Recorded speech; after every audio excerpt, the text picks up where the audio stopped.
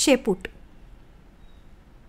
एक दिवस दुपारी शाळा सुटल्यावर तोत्तोचान घरी जाण्याची तयारी करत होती.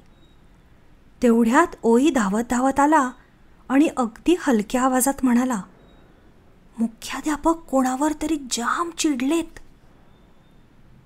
कुठे? तिने विचारलं. मुख्याध्यापक चिडल्याचं तिनं कधीच ऐकलं नव्हतं. तिला आश्चर्यच वाटलं. ओईसुद्धा चकित झाला होता, म्हणून तर इतका पळत आला होता. तिकडे स्वयंपाकघरात, तो नाकपुड्या फुगवून आणि डोळे मोठे मोठे करून सांगत होता. चल. तोत्तोचाननं ओईचा हात धरला आणि त्या दोघांनी मुख्याध्यापकांच्या घराकडे मोर्चा वळवला. मुख्याध्यापकांचं घर सभागृहाला लागूनच होतं. जेव्हा तोत्तोचान संडासात पडली होती तेव्हा तिला स्वच्छ करण्यासाठी बाथरूमकडे स्वयंपाकघरातूनच नेलं होतं. आणि याच स्वयंपाकघरात काहीतरी समुद्रातलं आणि काहीतरी डोंगरावरचं तयार होत असे. ते दोघं स्वयंपाकघरापाशी पोचले तेव्हा त्यांनी मुख्याध्यापकांचा रागावलेला आवाज ऐकला.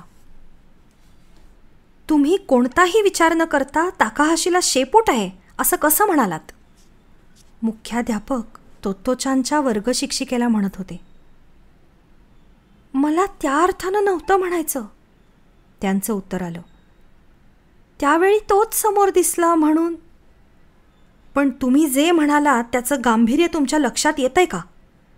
मी ताकाहाशीच्या बाबतीत इतकी काळजी का घेतो हे तुम्हाला समजत कसं नाही? तोत्तोचानला वर्गात घडलेला सकाळचा प्रसंग एकदम आठवला. वर्गात बाई माणसालाही पूर्वी शेपूट होतं असं सांगत होत्या. मुलांना गंमत वाटली. मोठ्या माणसांच्या मते तो उत्क्रांतीवाद होता. आणि जेव्हा बाईंनी सांगितलं की प्रत्येकालाच शेपटीचा अवशेष असलेलं माकडहाड असतं तेव्हा प्रत्येकजण आपलं कुठे आहे ते शोधायला लागला आणि वर्गात गोंधळ माजला. तेवढ्यात बाई गमतीनं म्हणाल्या, कदाचित इथल्या कोणाला तरी अजूनही शेपूट असेल. काय ताकाहाशी? ताकाहाशी पटकन उभा राहिला आणि मान हलवत काकुळतीला येऊन म्हणाला, मला नाही आहे. मुख्याध्यापक त्याच प्रसंगाविषयी बोलत होते. त्यांचा आवाज आता चिडका येण्यापेक्षा दुःखी वाटत होता. तुमच्या प्रश्नामुळे ताकाहाशीला काय वाटलं असेल? बाईंचं उत्तर ऐकू आलं नाही. पण मुख्याध्यापक चिडले का हे मात्र तोत्तोचानला समजलं नाही. तिला जर कोणी विचारलं असतं, तुला शेपूट आहे का, तर तिला ते आवडलं असतं. अर्थात तोत्तोचान धडधाकट होती आणि म्हणून तिला या प्रश्नाचं काही वाटलं नसतं. पण ताकाहाशीची वाढ खुंटली होती आणि हे त्याला माहीत होतं. म्हणून तर ताकाहाशीचा विचार करून मुख्याध्यापकांनी क्रीडा दिनाचे खेळ ठरवले होते. ताकाहाशीसारख्या मुलांना त्यांच्या शरीराची लाज वाटू नये म्हणून त्यांनी मुलांना पोहण्याचा पोशाख न घालता पोहायला लावलं होतं. ताकाहाशी आणि यासुआकी चानसारख्या मुलांचा न्यूनगंड दूर करण्यासाठी त्यांनी सगळे प्रयत्न केले होते. त्यामुळे कुणी इतक्या निष्काळजीपणानं त्याला असे प्रश्न विचारावे हे त्यांना सहनच झालं नाही. बाईंनी हा प्रश्न विचारला तेव्हा मुख्याध्यापक नेमके त्यांच्या वर्गाबाहेरच उभे होते. बाई आता रडत होत्या. चुकलं माझं. मी आता काय करू म्हणजे ताकाहाशीला बरं वाटेल? मुख्याध्यापक काहीच बोलले नाहीत. तोत्तोचानला ते दिसत नव्हते. पण त्या क्षणी तिला ते खूप जवळच्या मित्रासारखे वाटले. ओईलाही तसंच वाटलं असणार. मुख्याध्यापक बाईंना रागावले तरी सर्व शिक्षकांच्या समोर रागावले नाहीत हे ती कधीच विसरू शकली नाही. तिला तेव्हा हे समजत नव्हतं तरी ते त्यांचं वागणंच दाखवत होतं की ते खरोखर उत्तम शिक्षक होते. त्यांचा तो आवाज आणि ते शब्द तिच्या मनात कायमचं घर करून राहिले. ती जवळजवळ वसंत ऋतूची सुरुवात होती. हा तोत्तोचानचा तोमोएमधला दुसरा वसंत होता आणि शाळेचं नवं सत्र देखील सुरू होणार होतं. तोमोयमधील दुसरे वर्ष. मैदानातल्या सगळ्या झाडांना आता कोवळी हिरवी पालवी फुटली होती आणि ताटव्यातल्या फुलांनाही फुलायची घाई झाली होती. लाल पिवळी फुलं माना उंचावून तोमोयमधल्या नव्या विद्यार्थ्यांना जणू विचारत होती, काय मजेत ना?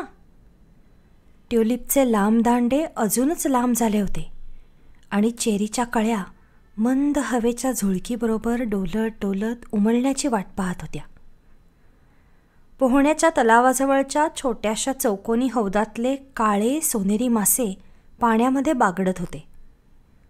वसंत आला असे सांगण्याची गरजच नव्हती, कारण ज्या ऋतूमध्ये निसर्गातली प्रत्येक वस्तू प्रसन्न आणि चमकदार दिसते, त्या ऋतूच्या आगमनाच्या दवंड्या देण्याची गरजच काय. सर्वांनाच माहीत होतं, वसंत आलाय. तोत्तो-चान पहिल्यांदा आईबरोबर तोमोयमध्ये आली त्या गोष्टीला बरोबर 1 वर्ष झालं होतं. जमिनीतून उगवलेलं फाटक पाहून तिला गंमत वाटली होती. आगगाडीतली शाळा बघून ती जाम नाचली होती आणि सोझोकू कोबायाशी आपले चांगले मित्र होणार याची तिला खात्री पटली होती. आज तोत्तो-चान आणि तिचे वर्गमित्र दुसरीत गेल्याच्या आनंदात होते, तर नवीनच पहिलीत आलेली मुलं उत्सुकतेनं इकडे तिकडे बघत होती. 1 वर्षापूर्वी तोत्तो-चानच्या डोळ्यातलं कुतूहल आज त्यांच्या डोळ्यात होतं.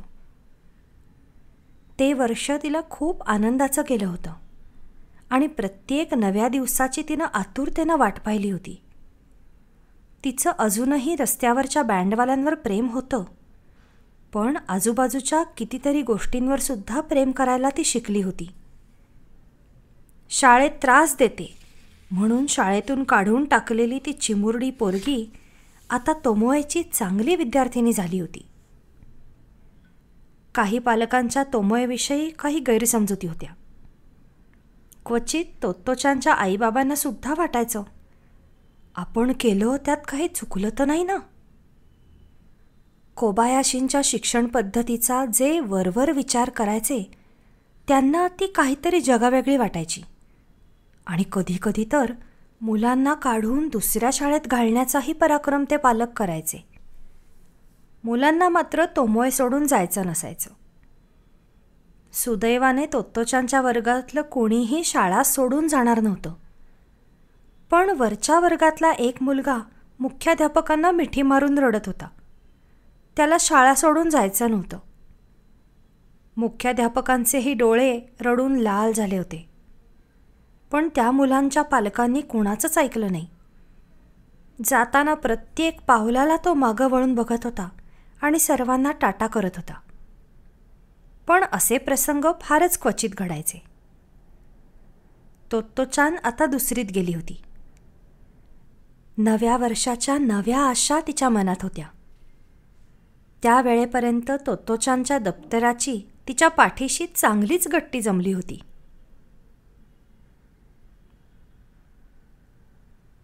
स्वान लेक.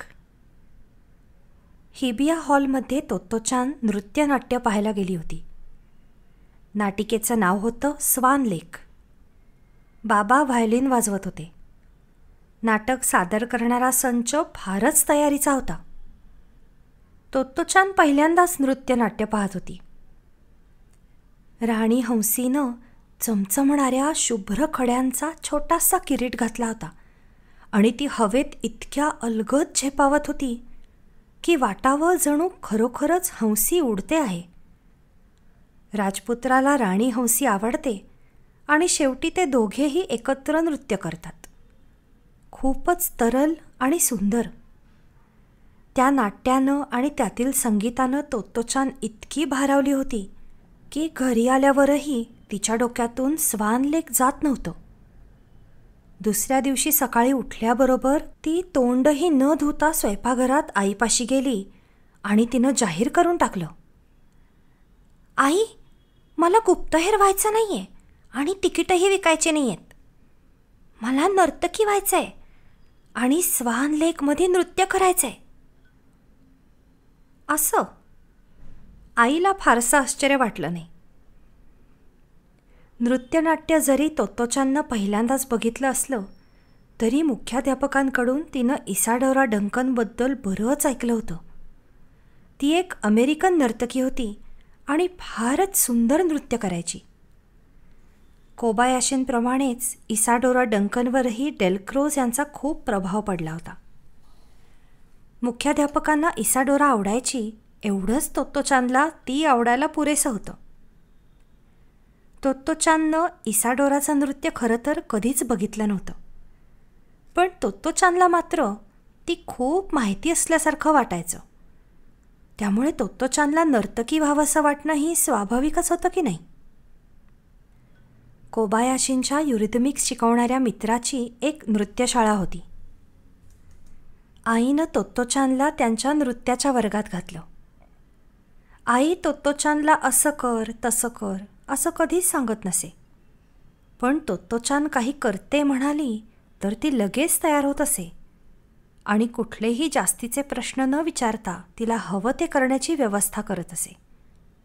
तोत्तोचाननं नृत्याचे धडे घ्यायला सुरुवात केली. कधी ना कधी तिला स्वान लेकमध्ये नृत्य करायचं होतं, पण नृत्य शिक्षकांची शिकवण्याची वेगळीच पद्धत होती. ते सर्वांना पियानोभोवती जमवत आणि एखाद्या गाण्याची धून पियानोवर वाजवता वाजवता अचानक म्हणत मुद्रा. मग विद्यार्थ्यांनी स्वतःच कल्पना करून एखादी नृत्यमुद्रा घेऊन स्तब्ध उभं राहायचं. मुलांच्या कल्पनाशक्तीला आणि सर्जनशीलतेला वाव देणारं ते नृत्य होतं. तोत्तोचानच्या मात्र मनातलं हे ते स्वान लेकवालं नृत्य नव्हतं. तिला तो चकाकणारा मुकुट घालून, झालरींचा शुभ्र झगा घालून आभाळात तरंगणाऱ्या राणी हंसीचं नृत्य हवं होतं. शेवटी एक दिवस तोत्तोचाननं सगळा धीर एकवटला आणि शिक्षकांपाशी जाऊन राणी हंसीची मुद्रा करून विचारलं, आपण असं नृत्य कधी करायचं? आपल्याकडे असं नृत्य नसतं, ते म्हणाले. स्वान लेक छान आहे, पण मला वाटतं तुम्ही तुमच्या मर्जीनुसार आवडेल तसं नृत्य करावं. त्यानंतर तोत्तोचान नृत्यशाळेत गेलीच नाही. खूप वर्षांनंतर तोत्तोचानला समजलं की त्या नृत्य शिक्षकांचं नाव होतं बाकुइशी, ज्यांनी जपानला मुक्त नृत्याची ओळख करून दिली. इतकंच नाही तर त्या प्रदेशाला त्यांनी जीवगावका म्हणजे स्वातंत्र्याची टेकडी असं नाव दिलं आणि मनमुक्त नृत्याचा आनंद तोत्तोचानला शिकवण्यासाठी धडपडणारा हा माणूस तेव्हा 50 वर्षांचा होता. शेतीचे शिक्षण. हे आजचे तुमचे शिक्षक. हे तुम्हाला खूप नवीन नवीन गोष्टी शिकवणार आहेत, असं सांगून मुख्याध्यापकांनी एका नव्या शिक्षकांची ओळख करून दिली. तोत्तोचाननं त्यांच्याकडे निरखून बघितलं, पण ते तर अजिबातच शिक्षकासारखे दिसत नव्हते. त्यांनी पट्ट्यापट्ट्याची सुती बंडी अंगात घातली होती आणि टाय न बांधता गळ्याभोवती नुसताच पंचा गुंडाळला होता. गडद निळ्या रंगाची ठिगळं लावलेली कुठली तरी जुनाट पॅन्ट आणि कामगार घालतात तसले रबरी बूट त्यांनी घातले होते. सगळी मुलं कुहोनबुत्सू मंदिराजवळच्या तळ्यापाशी जमली होती.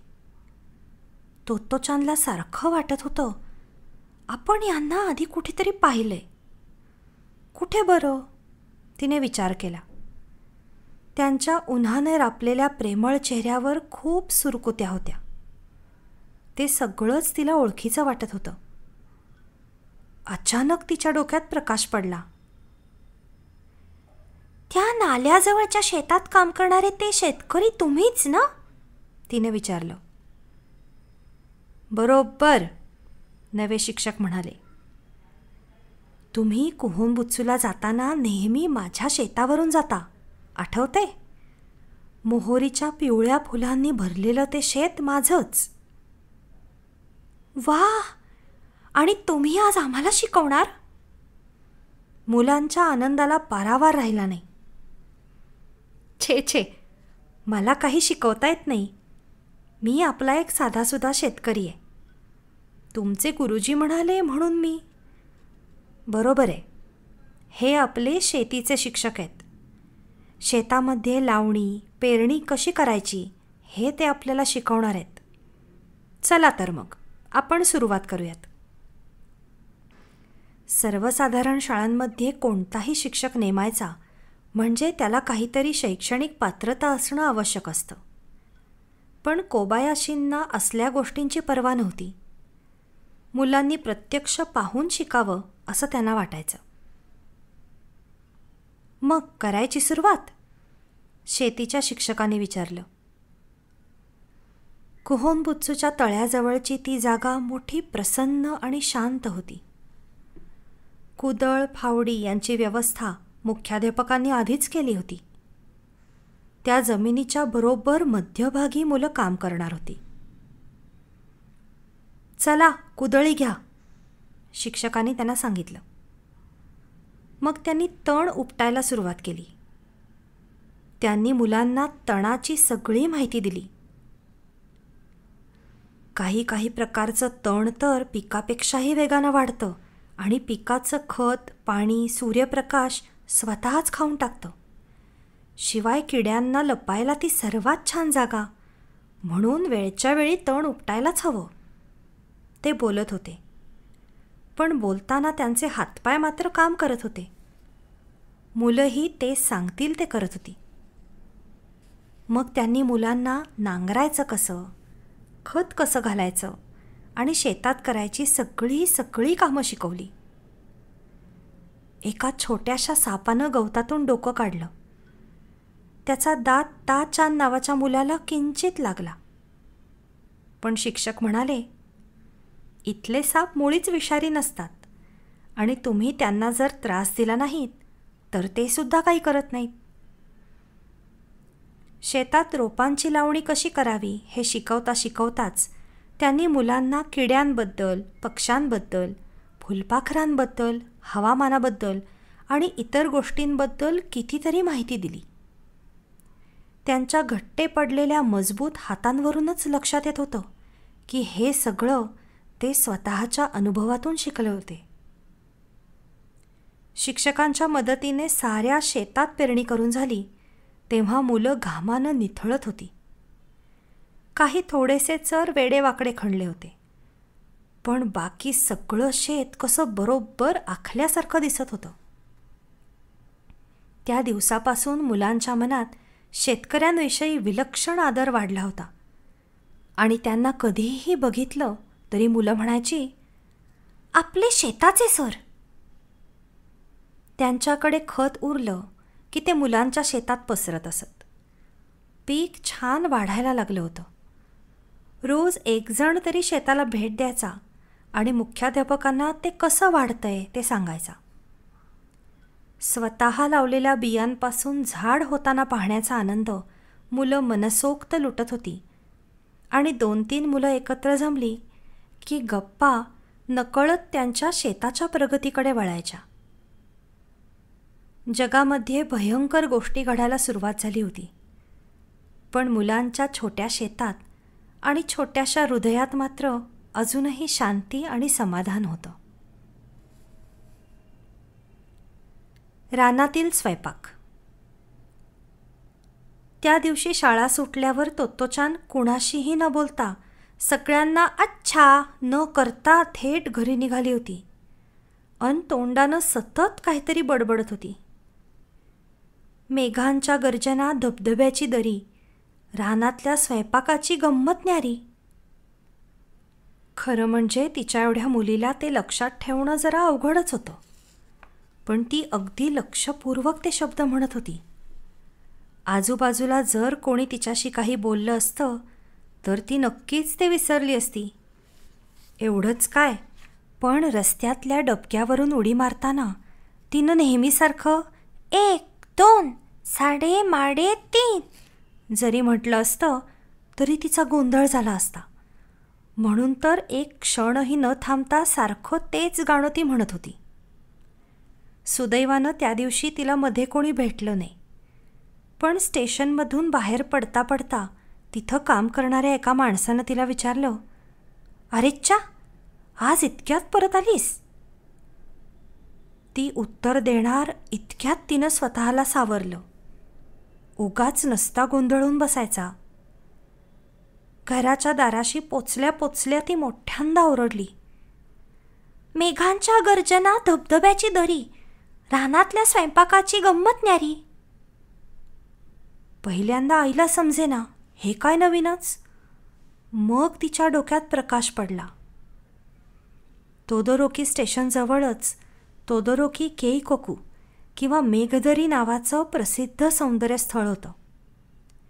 जुन्या टोकियोमधल्या निसर्ग सौंदर्यासाठी सर्वात प्रसिद्ध ठिकाण होतं. तिथे दरीत सुरेखसा धबधबा होता. खळाळत वाहणारे ओहळ होते अन खूपशी झाडी होती. उरली रानातल्या स्वयंपाकाची गोष्ट, तर त्याची गंमत अशी की जीवगावकापासून 3 स्टेशनांच्या अंतरावर असलेल्या या ठिकाणी मुलं जाणार होती आणि त्या जंगलात स्वतः स्वयंपाक करणार होती.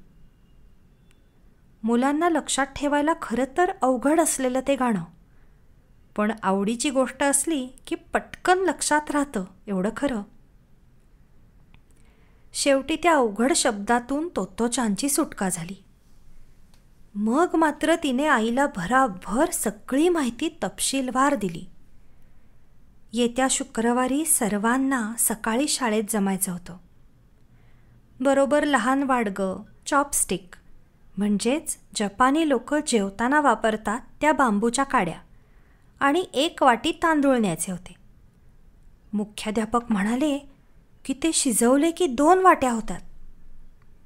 तिनं आईला न विसरता सांगितलं, ते पोर्क सूप म्हणजे डुकराच्या मांसाचं सूपसुद्धा करणार होते, म्हणून काही भाज्या आणि इतर सामग्री थोडीफार न्यायची होती.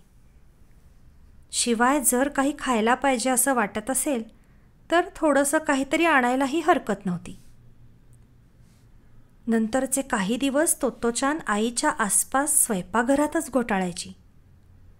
आई सुरी कशी वापरते, भांडं कसं धरते आणि भात कसा वाढते याचं ती निरीक्षण करायची.